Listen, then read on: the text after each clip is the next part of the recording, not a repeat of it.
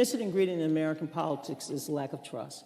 In 1964, 70% of us trusted our government, trusted the Congress, trusted the Supreme Court, trusted the presidency.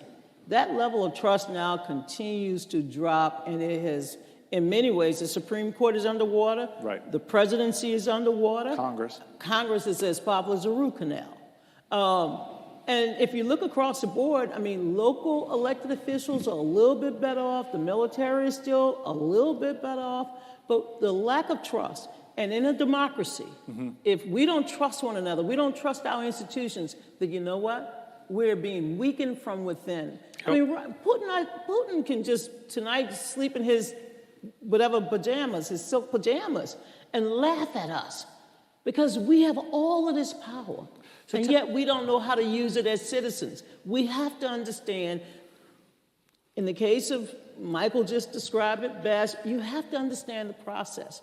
And then you have to work within it, and you can put pressure on it to make things happen. Look, we were able to get Dr. King's holiday passed.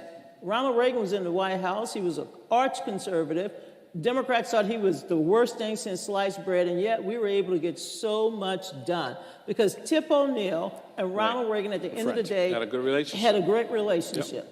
And, you know, the moment we started organizing, it was kids like me, college students, going from campus to campus to campus. We presented Tip O'Neill with 7 million petitions. He told Ronald Reagan that the tide had turned.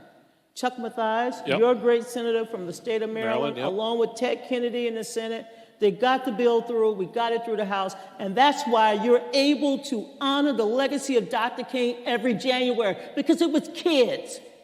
How did you free Nelson Mandela? It was students like yourselves who stood outside that embassy in Washington, who started a boycott campaign of Coca-Cola and all the other ones, and they made it possible. Nelson Mandela couldn't wait to come to America to thank the young people. You have so much power. There are more of you than Michael and I, and you're better looking.